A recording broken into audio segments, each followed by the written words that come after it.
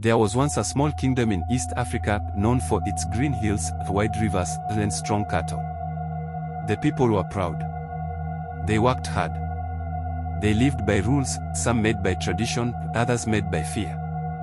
At the center of it all was the royal family. The king was respected. He ruled for many years. He kept peace in the land, even though not everyone liked him. He had only one child, a boy. His name was Ledo. From the beginning, people said there was something wrong with the prince. He never cried as a baby. He never smiled for kindness. At age 7, he was caught pulling feathers from live birds for fun. At 9, he pushed a servant boy into a deep pit and laughed as the boy screamed. The king beat him. The queen cried. But nothing changed. By the time Ledo was a teenager, he already had guards around him. Not to protect him, but to protect others from him. He was clever, though.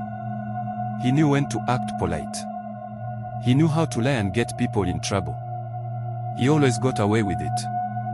Then, everything changed. The king grew old. He became sick, some say poisoned. Within a few months, he could barely speak. And so, Ledo took power. He was just 22. But now, he had soldiers. He had the law. He had fear. Ledo's rule begins. At first, people hoped he had changed. He wore clean robes.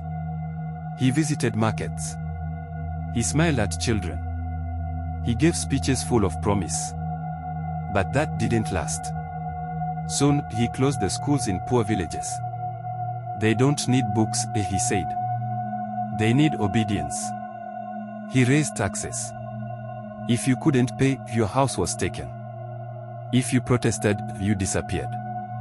A boy was caught stealing a chicken. Ledo ordered the soldiers to cut off the boy's ear in public. No one said a word. But the worst began in his third year. He started choosing girls, young, quiet girls, from families with no power. He said they were to serve the kingdom as housemaids. But people knew what really happened behind palace walls. When one father refused, his heart was burned. He was never seen again. The queen mother stopped smiling. She stayed inside. When people asked where she was, the guards only said she is resting. The disappearance of Elder Ajok. In a small village across the river, lived an elder named Ajok. He was respected. He was not rich, but his words mattered. One day, during a festival, Ajok stood up before a crowd. His voice was steady.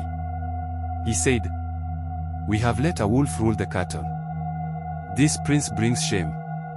He steals from the poor. He dishonors the dead. One day, the dead will answer."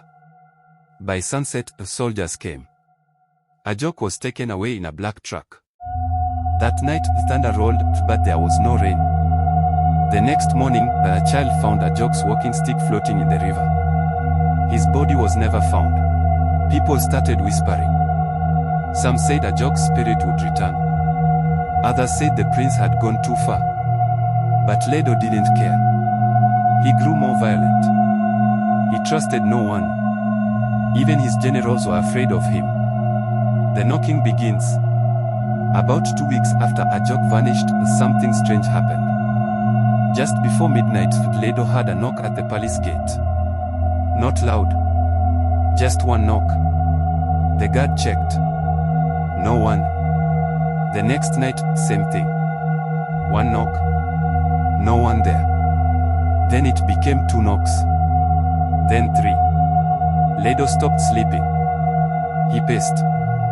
He shouted at the guards. He made them search the entire compound. Nothing. One night, he opened the gate himself.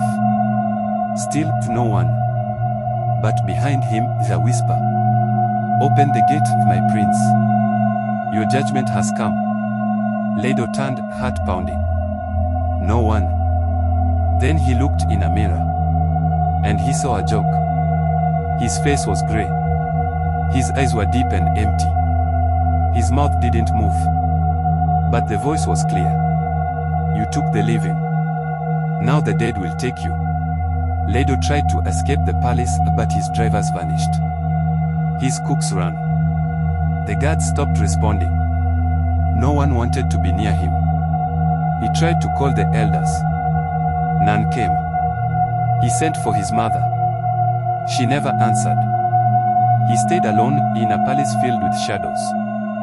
He stopped eating. Some nights, servants said they saw him talking to walls, arguing with nothing. He laughed when no one was there, then cried.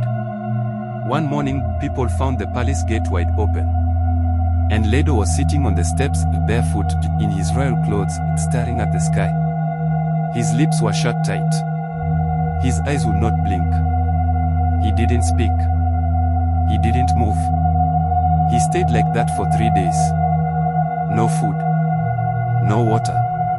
On the 4th day, he vanished. Some say he walked into the river. Some say he was taken. What remains? The palace is still there. Abandoned. Overgrown with weeds. Filled with dust and broken silence.